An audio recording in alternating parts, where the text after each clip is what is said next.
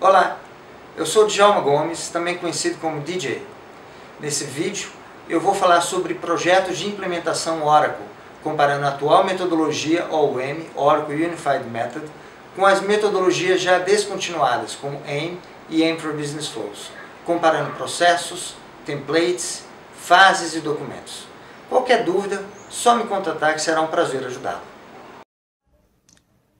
Antes de começarmos a comparar a OUM e as antigas metodologias de implementação que foram descontinuadas pela Oracle, como AIM e AIM for Business Flows, vamos primeiro entender as principais diferenças entre abordagens ágil e cascata.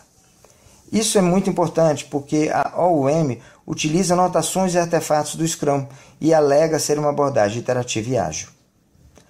Primeira grande diferença é que numa abordagem cascata nós criamos um plano de projeto e seguimos esse plano, avaliando as variâncias entre aquilo que acontece no dia a dia e aquilo que foi previsto, de maneira a reportar e tomar ações para trazer o projeto de volta aos trilhos. E planejamento exige alguma previsibilidade. No Scrum, que é uma abordagem ágil, a ideia é justamente priorizar a adaptabilidade sobre previsibilidade. O que significa que nós não planejamos o projeto inteiro no início. Nós planejamos por sprints. Um sprint no Scrum é um bucket de tempo, é um período de tempo, que pode ser 2 semanas, pode ser um mês, geralmente atribuído um mês. Ou seja, eu só vou planejar o terceiro sprint quando o segundo sprint terminou. Segunda grande diferença é que numa abordagem cascata, o plano de projeto inclui processos, métodos, ferramentas e políticas que devem ser seguidas por toda a equipe. No Scrum não, nós justamente priorizamos pessoas sobre processos, métodos e ferramentas. É por isso que numa abordagem Scrum é importante termos uma equipe sênior, coesa e geralmente menor. Terceira grande diferença é que em projetos tradicionais a comunicação utiliza canais informais, como a conversa do dia a dia, como e-mails, mas também canais formais, como status report, reuniões formais, relatórios executivos, processos de escalada de problema e assim por diante. No Scrum, entretanto, nós fazemos o inverso.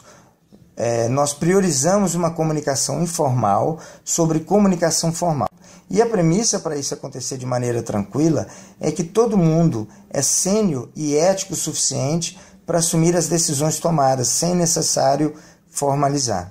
E que não existirão barreiras de comunicação devido à linguagem ou cultura ao longo do projeto. Quarta grande diferença é que numa abordagem cascata, a entrega do sistema em produção acontece ao final do projeto. E no Scrum não, ele acontece por etapas. A cada sprint eu entrego um conjunto de códigos, um pedaço de sistema já testado, desenvolvido, parametrizado, para que o cliente já comece a usar em produção. Quinta grande diferença é que numa abordagem cascata eu defino e detalho o escopo no início e vou fazendo o planejamento do tempo e do custo para entregar esse escopo acordado. Como tempo e custo são as nossas variáveis, eu uso ferramentas para medir essas variáveis e reportar sobre o progresso do projeto. Ferramentas como Earned Value, que é o método do valor agregado, ou variância do buffer, se eu estiver usando corrente crítica. No Scrum é o inverso. Nós definimos tempo e custo no começo do projeto, baseado no escopo bem macro, bem high level, e vamos elaborando esse escopo ao longo do projeto. É o que a gente chama de time box abordagem. Como o escopo é a nossa variável, nós usamos ferramentas como o backlog do produto, o backlog do sprint, para medir a variância desse escopo e inferir sobre o progresso do projeto. Ou seja, enquanto numa abordagem cascata eu posso gastar mais tempo e mais budget para entregar o escopo acordado, porque, de novo, é apenas uma previsão, no Scrum é o inverso. Eu vou atingir o tempo e eu vou atingir o budget, mas para isso acontecer eu posso entregar menos escopo e menos requisitos que vão ser redefinidos e priorizados ao longo do projeto. Sexta grande diferença é que mudanças de escopo são formalmente aprovadas num projeto de cascata, geralmente através de um comitê executivo. No Scrum, não. Ele é elaborado progressivamente, como eu falei, e as mudanças não exigem apoio formal. O usuário que está designado ao projeto, ele é chamado de dono do produto, ou Product Owner, e ele tem a autonomia necessária para aprovar as mudanças de escopo e vai fazendo isso de maneira informal. Ele vai justamente priorizando os requisitos que faltam em detrimento de algum atraso. Sétima grande diferença é que, devido a essa dinâmica, os projetos Scrum exigem uma maior disponibilidade de key users e de usuários ao longo de todo o projeto. Isso é necessário porque em cada sprint nós fazemos mapeamento de requisitos, quando tem algum conflito, fazemos alguma priorização desses requisitos, fazemos definição, desenvolvimento, teste, parametrização, validação, de maneira que ao término do sprint eu tenho um pedacinho do sistema já ok e pronto para entrar em produção. Numa abordagem waterfall ou cascata, nós temos momentos que exigem maior disponibilidade do usuário e outros que não exigem tanto.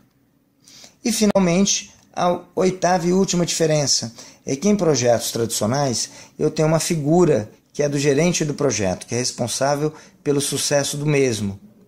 No Scrum, não. Nós não temos gerente de projeto, porque a equipe é sênior o suficiente para se autogerenciar. Existe uma figura que é do Scrum Master, mas ele é apenas um facilitador. Ele não compartilha da mesma responsabilidade e ownership que um gerente de projetos tradicional tem. Se fôssemos culpar alguém por um fracasso de projeto, numa abordagem Scrum, provavelmente seria o Product Owner, o usuário. Mas, novamente, não tem ninguém específico a ser culpado, pois o time é autogerenciável e ele é sênior o suficiente para fazer isso. Como podemos ver, existem várias camadas entre uma abordagem 100% cascata para uma abordagem 100% ágil. A maioria dos projetos usa aspectos de ambas as abordagens, e é isso que eu vou mostrar aqui nesse slide. O método mais cascata que a gente tem dentro do nosso contexto é o AIM, cheio de templates, documentos, comunicação formal, gerente de projeto. Aqui o Go Live acontece ao finalzinho do projeto, não por sprints, e o cliente fornece a definição do modelo futuro de processo antes de visualizar o sistema, antes de ver como aquilo funciona dentro do sistema. Depois que a definição acontece, o sistema então é parametrizado, customizações são especificadas e desenvolvidas e a solução final é testada. Indo na linha mais ágil, nós temos desenvolvimento de sistema usando protótipos. Ainda temos templates, podemos ter comunicação formal e documentos, podemos ter um gerente de projeto, Go Live pode continuar acontecendo ao término do projeto, mas o escopo ele é elaborado de maneira progressiva através dos protótipos. Uma vez que o protótipo é aprovado, então ele é totalmente desenvolvido e testado. Indo mais ainda na linha de ágil, nós temos ABF, ou Aim for Business Flows. É uma abordagem mais limpa, mais enxuta, porque alguns documentos já foram abertos mão, né? Não se usa mais, como por exemplo o modelo futuro de processo. Mas a gente ainda tem um gerente de projeto, temos comunicação formal e o Go Live ainda acontece ao final do projeto. Mas os Conference Room Pilots, que são os CRPs, são workshops em que o escopo é elaborado de maneira progressiva ao longo do projeto. Então nós temos o RUP, Rational Unified Process, que é da IBM, que pode ou não ter o Go Live ao término do projeto, mas os requisitos são mapeados e levantados por passos ao longo do projeto. E finalmente nós temos o Scrum, onde não temos um gerente de projeto, nós temos um pedaço do sistema desenvolvido e testado entrando em produção ao término de cada sprint. Podemos entregar menos escopo ao término do projeto, porque o escopo é a nossa variável. Em outras palavras, nós temos justamente adaptabilidade sobre a previsibilidade. Agora nós vamos ver um pouquinho sobre a AIM, entender como ela se relaciona com a OUM, Oracle Unified Method. AIM tinha 6 fases e a OUM tem apenas 5. As fases da AIM são, a primeira delas, definição, onde nós determinamos e definimos os requisitos de sistemas e alto nível necessários para entregar um determinado conjunto de objetivos. A fase de definição resulta numa definição clara do escopo funcional do projeto, ainda de maneira macro. Está relacionado à fase Inception na OUM, onde requisitos de negócio de alto nível, escopo macro e estimativas macros são fornecidas para prover um alinhamento entre os principais stakeholders e executivos do projeto. Segunda fase da AIM é a análise operacional, e o objetivo aqui é entender os requisitos de negócio que foram mapeados na fase anterior, alinhados com a arquitetura do sistema, de maneira a resultar numa definição clara de um escopo funcional um pouquinho mais detalhado. Nesse processo, nós mapeamos e estimamos os gaps do sistema, criamos um modelo de informação, mapeamos dados de negócio, definimos a arquitetura da aplicação e definimos o modelo futuro de processo. Terceira fase é Solution Design, desenho da solução. E o objetivo aqui é usar os requisitos que foram criados durante a análise operacional e finalizar o desenho do sistema com todo o setup necessário. Ou seja, aqui nessa fase nós executamos e construímos o setup, que é o famoso documento BR100, definimos os perfis de segurança de menus e responsabilidades, que é o famoso BR110, e aqui também fazemos especificação funcional de customização, que é o MD50, especificação técnica de customização, que é o MD70, os programas de conversão de dados são desenhados aqui, que é o CV60, criamos os test scripts, que são os TE40, TE50. Como vocês podem ver, ambas as fases, análise operacional e desenho da solução da metodologia AIM, estão relacionados à fase de elaboração da OUM, onde nós desenvolvemos requisitos detalhados, particionando a solução, criando qualquer eventual protótipo que seja necessário e fazendo o baseline da arquitetura do sistema. Algumas especificações funcionais e requisitos de usuário mapeados dentro da notação Scrum, como User Stories, ou dentro da notação UML, como caso de uso, diagrama de comportamento, diagrama de classes, etc., são feitas nessa fase de elaboração da OUM e é revisado na próxima fase, dentro da abordagem iterativa. Os planos de testes também são criados na fase de elaboração da OUM. Quarta fase da AIM é a construção, que, como o nome sugere, é aqui que a gente realmente constrói a solução, desenvolvendo os códigos para os objetos customizados, desenvolvendo programas de conversão, fazendo testes do sistema e preparando o ambiente como um todo para finalizar na entrada em produção. Ambas Solution Design e a fase de construção do AIM podem ser comparados à fase de construção da OUM, devido ao caráter iterativo da abordagem. Então, muitas coisas definidas na análise operacional são revisadas durante a construção. Quinta fase do AIM é o Transition, e é aqui que o Go Live acontece. Nessa fase, nós instalamos conversão de dados, rotinas de instalação, treinamos usuários, implementamos o plano de cutover que foi definido nas fases anteriores e entramos em produção. Está associada à mesmíssima fase na OUM de transição. Sexta e última fase é justamente a Production. E o objetivo aqui é monitorar e confirmar que a aplicação está executando conforme esperado. A gente planeja futuras melhorias também nessa fase. É exatamente igual à fase de produção da OUM. Temos também 11 processos que são executados ao longo das fases da AIM. A primeira dela é a arquitetura de processos de negócio, onde a gente mapeia e endereça os processos de negócio da organização e alinha ele com os processos de negócio da aplicação. Então, o desenho de processo high level, que é o BP 70, e o modelo futuro de processo, que é o BP 80, são definidos nesse processo, nesse grupo de processo. Segundo grupo de processo da AIME é a definição de requisitos de negócio, que define os requisitos de negócio que devem devem direcionar o modelo futuro de processo a ser implementado. O documento RD 020 é parte desse grupo de processo. Terceiro grupo de processo é o mapeamento de requisitos de negócio, que detalha o desenho da solução que vai ser implementado, levantando os gaps entre o modelo futuro de processo e aquilo que a aplicação realmente faz de maneira nativa. O documento de setup, que é o BR100, e a lista de gaps fazem parte desse grupo de processo.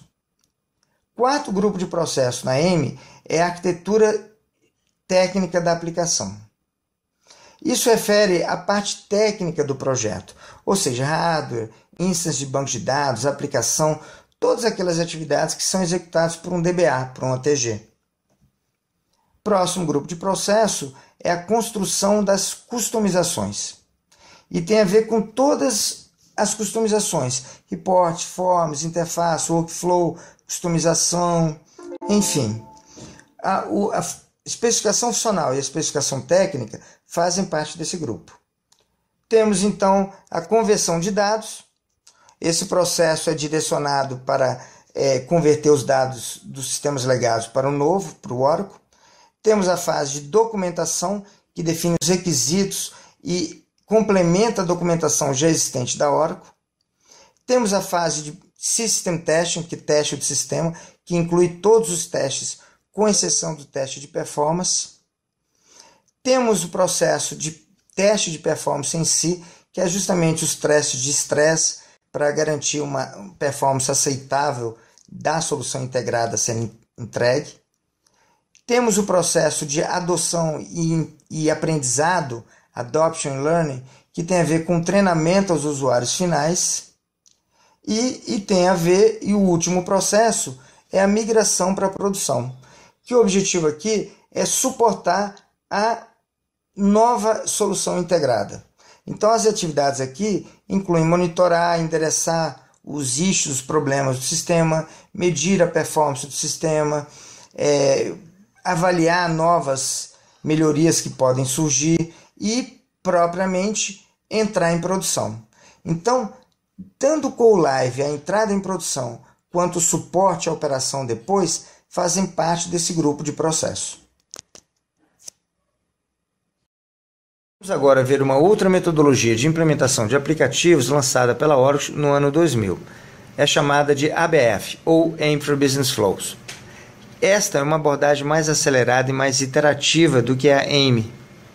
Ao invés de definirmos o modelo atual de processo e o modelo futuro de processo e só depois levantarmos a lista de gaps através de discussões e análise mental com o cliente, essa abordagem usa uma instância pré-configurada de maneira vanilla do Oracle, chamada Visio, junto com diagramas de fluxo de processo que a Oracle já tinha, que representava todos os fluxos do Oracle E-Business Suite.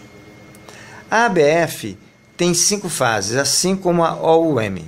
Na verdade, foi a primeira vez em que a Oracle adotou esse método de 5 fases, seguindo a técnica RUP da IBM. Tudo começa na fase de definição, quando o planejamento de projeto acontece junto com a construção dos fluxos de processo que a Oracle não tinha. Eventualmente, existia algum fluxo, algum diagrama, fluxograma que precisava ser desenvolvido pela equipe do projeto que a Oracle ainda não tinha pronto, que era o que essa atividade de construção dos fluxos necessários se refere. A partir daí começa-se o CRP1, que é o Conference Room Pilot, que são, na verdade, passos iterativos através do qual a solução final é construída. O PMBOK chama essa abordagem de planejamento em ondas sucessivas. Então, o CRP1 ele mostrava a aplicação vanilla, default, para os usuários finais, junto com os fluxos de processos em Visio, de maneira que eles poderiam ter uma visão melhor de como é que seria o dia a dia utilizando o Oracle Application. Baseado nessa interação, ficava mais fácil levantar os gaps e definir os setups. Esse era a fase de definição. Na fase subsequente de elaboração é onde a solução final seria construída e parametrizada. Ou seja, o CRP1 não tinha os setups do cliente, era o setup core, vanilla, default da base instance, da base Visio. O CRP2, entretanto, já tinha o setup do cliente. E o objetivo aí era testar e buscar bugs na aplicação, na solução, dentro da configuração que o cliente queria. A especificação funcional de customização também começava nessa fase de elaboração, assim como os scripts de testes também eram construídos aqui. É importante notar que nesse ambiente CRP2 a gente ainda não tem as customizações e extensões. O objetivo é validar a aplicação com o setup do cliente. Então, a gente entra na terceira fase, que é a fase de construção. Nessa fase é onde a gente desenvolve e testa todas as extensões, customizações, conversão de dados para fazer o CRP3. Então, o Conference Room Pilot 3 ele teria todo o setup que o CRP2 já tinha, eventualmente poderiam ter alguns ajustes, mas ele também teria todas as customizações. Então, nessa fase de construção, a gente fazia a execução dos testes integrados, fazia os testes e aceite e validava que já estava pronto para entrar em produção. O que acontecia apenas na fase seguinte de transição. Então, na fase de transição, o ambiente de produção era preparado, fazia todo o setup na produção, convertia os dados e entrava em Go Live. Até chegar na fase final de produção, cujo objetivo era justamente suportar por um período curto de tempo, respondendo a erros, problemas que os usuários talvez pudessem ter. E, eventualmente, sugerir melhorias para novos futuros projetos e enhancements. Ou seja, quais são as principais diferenças entre a AIM e a ABF? Primeira grande diferença é que na AIM gasta-se muito tempo na construção do modelo atual do processo, que na prática vai ser totalmente descartado. Depois que o cliente implementar o Oracle, o modelo de processo que ele vai usar é totalmente diferente desse, onde é mapeado esse documento. Então, na ABF, não fazemos esse mapeamento, esse documento, construção do modelo atual do processo. O modelo atual do processo era avaliado durante o CRP1, já na construção do modelo futuro. Chegamos na segunda diferença. Na AIM, o modelo futuro de processo é levantado antes que usuários-chave vejam a aplicação do EBS. Só depois de levantado o modelo futuro são definidos os setups e o sistema é instalado para ser parametrizado. Na ABF não, no AIM for Business Flows, o usuário já enxerga o sistema, claro que sem o setup dele, mas já durante o CRP1, o que facilita a discussão de qual seria o modelo futuro de processo, porque os conflitos sempre residem nos detalhes. De maneira macro, um processo funciona tranquilamente. Quando o usuário vê isso no sistema, muitas vezes gaps e problemas são levantados. Terceira grande diferença, e essa é vital, a gente não tem Conference Room Pilots na abordagem AIM, na metodologia AIM, porque é uma abordagem tipicamente cascata. Já na ABF, a gente tem esse planejamento em ondas sucessivas. Então, usa-se os CRPs para ir elaborando o escopo de maneira progressiva ao longo do projeto, de maneira incremental e iterativa. Quarta grande diferença, e aí é um ponto positivo para o AIM, é que não existe criação de fluxos de processo no início de projeto do AIM, porque eu não tenho essa atividade, eu não tenho essa abordagem. No ABF eu tinha, apesar do Oracle ter vários fluxos de processo que representavam sim, o RP, existiam alguns fluxos de processo que não existia diagrama para isso, e a equipe tinha que criar no início do projeto. Mas, apesar disso, o esforço gasto economizava bastante ao longo do projeto. Quinta diferença, os nomes dos documentos na AIM são muito mais conhecidos na comunidade de consultores Oracle. A ABF tem, na verdade, muito poucos documentos que são conhecidos. Muitas vezes os documentos são os mesmos e a nomenclatura mudou alguma pequena diferença no template, e a comunidade de consultores Oracle continua dando os nomes da metodologia AIM, mesmo usando a abordagem ABF. Mas eu não vejo isso como crítico. Se você está fazendo a atividade certa, tanto faz o nome que se dá para aquilo. Ou seja, nós vimos então que tanto a AIM quanto a ABF usam notações de fluxograma, de modelo de dados. A OUM não, ela usa essas notações das metodologias antigas e incorporou outras notações, como histórias do usuário, diagramas de comportamento, diagramas de sequência, diagramas de caso de uso, que são da OML. Então, a OUM ela incorpora todas as metodologias antigas e todas as notações possíveis para mapear requisitos e fazer análise do sistema. Nesse slide, a gente vê os principais relacionamentos de processo entre a AIM e a OUM. Como vocês podem ver, vamos ver agora, grande parte dos processos são os mesmos. Então, a gente tem na AIM teste de sistemas de negócio com Business System Testing. Na OUM, esse processo mudou simplesmente para Testing. É o mesmo processo. Conversão de dados também, é um relacionamento 1 para 1, mudou apenas o nome. A parte técnica também mudou o nome, mas continua um relacionamento 1 para 1. Documentação é o mesmo nome, é o mesmo processo. Os testes de performance mudou a nomenclatura, mas continua um relacionamento 1 para 1. De performance teste mudou para performance management. A parte de treinamento continua um relacionamento 1 para 1. Então, antigamente na AIM era Adoption e Learning, agora é Training. A parte de Production Migration se dividiu em 2 processos dentro da OUM. Um é o Transition, que é a entrada em produção, é o deploy dos objetos da solução em produção, e a outra é Operations and Support, que é apenas após o Go Live eu suporto temporariamente a solução. Esses 2 processos eram apenas um na época do AIM, que era o Production Migration. É claro que tem uma série de templates, nomenclaturas e notações diferentes, como eu comentei, mas os processos até então são muito parecidos e muito fáceis de serem entendidos. A grande diferença estão nos primeiros processos. Esses primeiros processos, eles mudaram radicalmente. Então, a gente tinha definição de requisitos de negócio no AIM, e aqui nós temos 2 processos que contêm atividades que endereçam esse antigo processo da AIM, que é o Business Requirements Definition e o Requirements Analysis.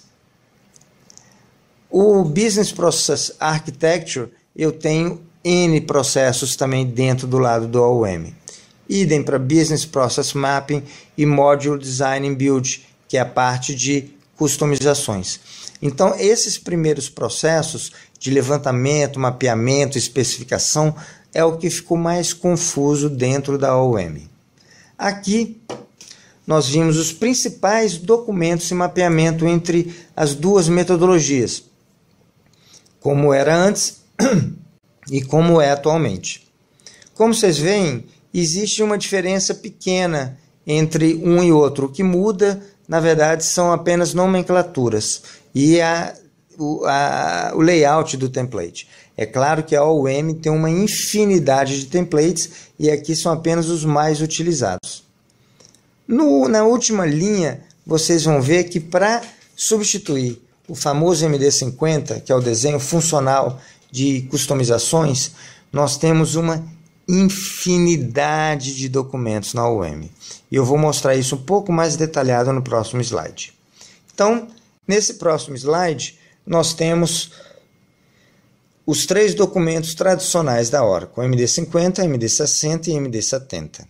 O MD50 é a especificação funcional, que tem a lógica do usuário.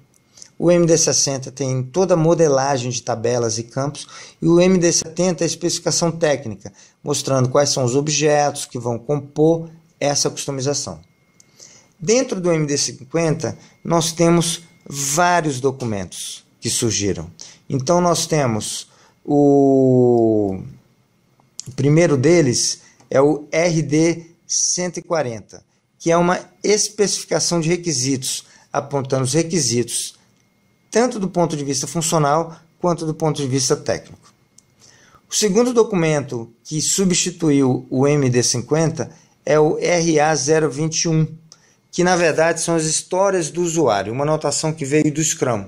É um documento simples, rápido, bem eficiente e conta sobre a perspectiva do usuário uma historinha de como a customização vai ser executada no dia a dia dele.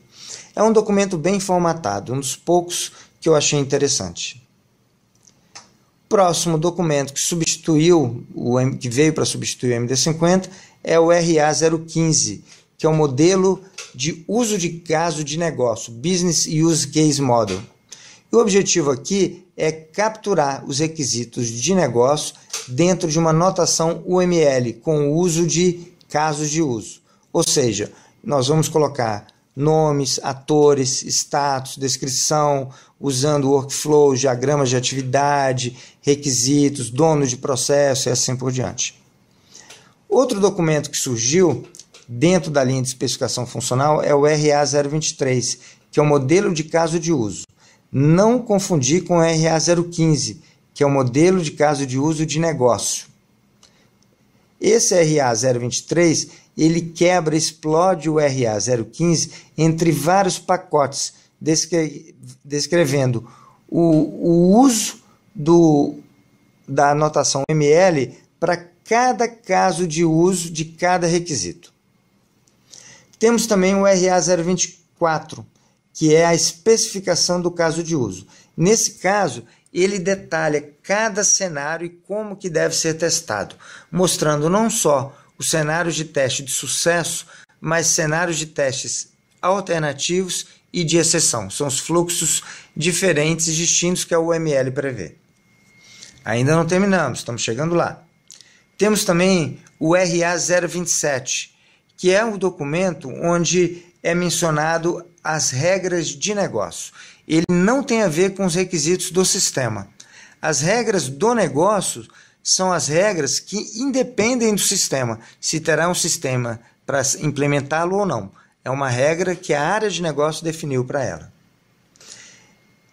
Temos também o AN100, que na verdade é análise de especificação, que demonstra as regras de negócio, requisitos e cenários do ponto de vista funcional, combinando isso com a interface com o usuário, datas, aspectos de comportamento e assim por diante. Temos também o DS140, que é uma mistura de MD50, 60 e 70. Ele mostra como cada bloco de desenvolvimento vai interagir um com o outro, os seus statements SQL que estão planejados a serem utilizados, contém estruturas de dado em termos de tabelas e campos, por isso que está associado ao MD60, e inclusive protótipos de navegação que está associado ao MD50.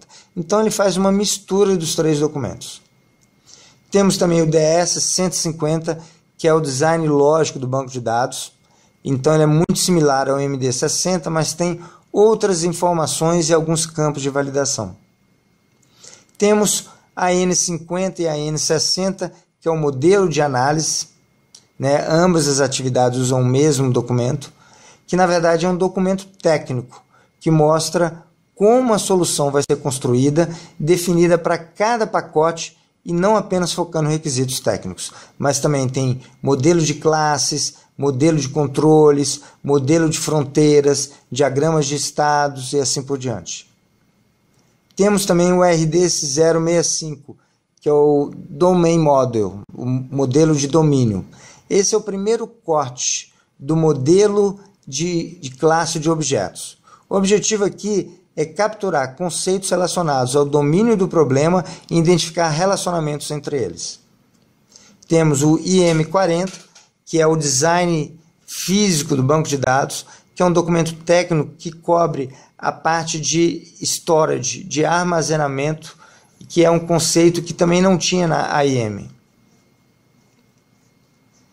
E por último, IM90, que contém as instruções de instalação do documento dessa customização para se fazer o deploy depois em produção.